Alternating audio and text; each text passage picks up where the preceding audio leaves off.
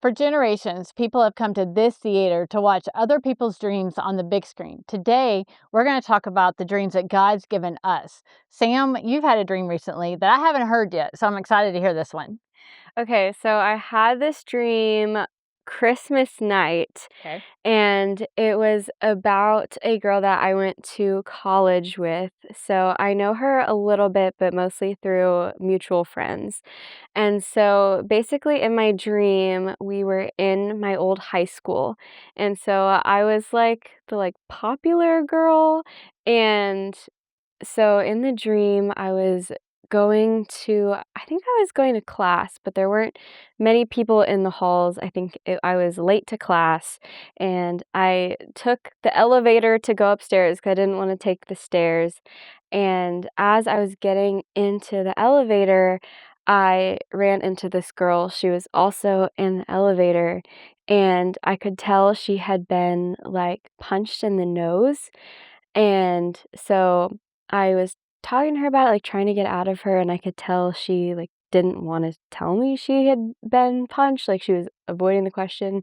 And then but I think in the dream I had also been punched in the face, and so she was like, "What happened to you?" And I was like, "I got punched in the face." And then I was like, "What happened to you?" And then I think through that shared kind of thing, she ended up admitting to me "Oh, well, I kind of got punched in the face." And so we were talking a little bit in the dream, and it ended up we ended up talking about this other girl that was in the dream.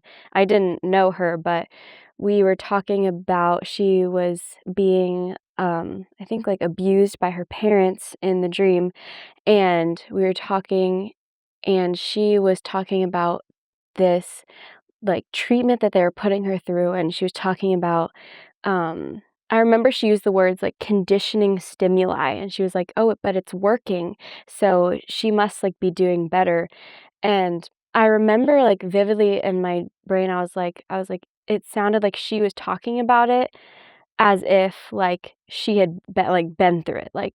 It wasn't as if she was I guess act she wasn't the one being abused in the dream, but it was oh, I'd been through that, so I know what she's talking about. And she had been punched in the face. And then the elevator doors open, and this teacher immediately is there and is escorting her out. And I remember when I woke up, I remember that it was her mom, that was the teacher, but in the dream she's the teacher. And she's escorting her out, and she's telling me you have to keep watch for other people, they're doing something wrong. But I'm like, why am I keeping watch? You're a teacher.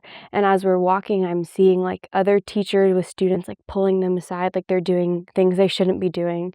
And she's ushering her away.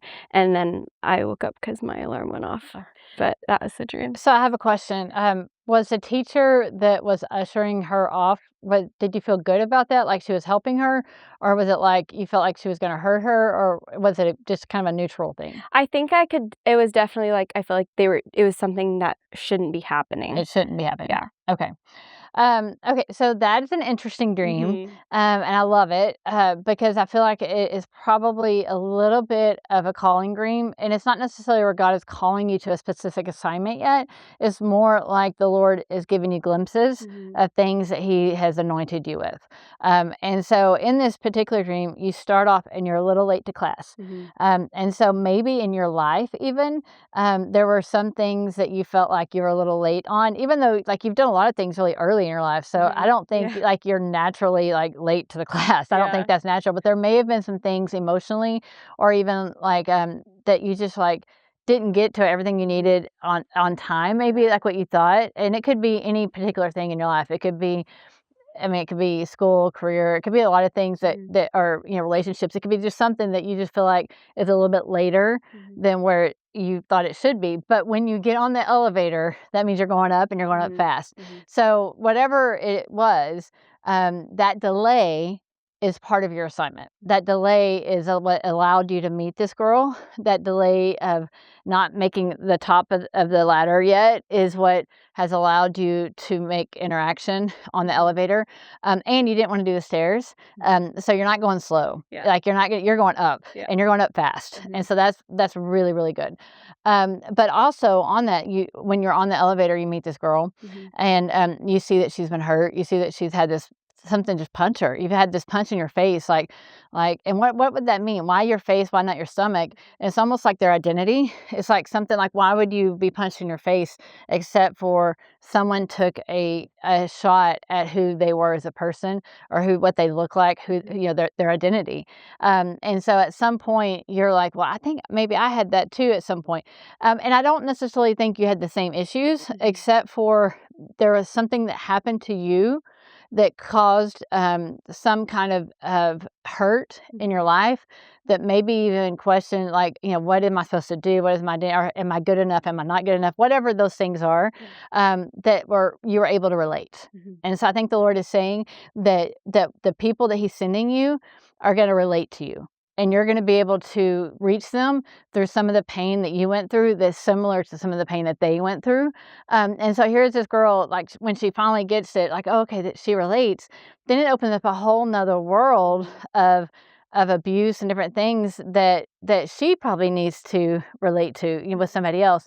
And so I think there is this stepping of the Lord saying, hey, I'm going to bring people into your life that are still in school. I mean, and you're a youth pastor, so it could be students, it could be those kind of girls, but also it could just be people that haven't fully matured yet, and they're still kind of in the education process of growing in life, that you're going to be able to relate to, and you're going to be able to feed into them, and they're going to be able to turn around then and then relate to other people through wounds that they've had. And as they do, they're going to grow. So it's a chain that keeps going. The warning in the dream is when the elevator's opened, and then those people maybe had issues. Those people maybe didn't fit the mold. Those people may not have been everything that the institution that they were at wanted them to be. And so they were immediately being escorted out. And that teacher or the people of authority didn't have the love and the care that they needed. And so that's a piece that I'd pray into. I was like, Lord, show me where you want me to go. Let me minister to the people that you're bringing me. And God, help me protect them from anyone that's going to escort them out of the position they're supposed to be at, because they belong here too. They've been wounded, they've been injured, and help me to protect the ones that need to protect. Help me to guide those ones that need to be guided, and so forth. And really push back as a watchman, push back anybody that's in leadership of any institution that is going to hurt somebody and not help them. In the name of Jesus. How's that sound to you? Yeah, that's good. That line up? Yes. Okay.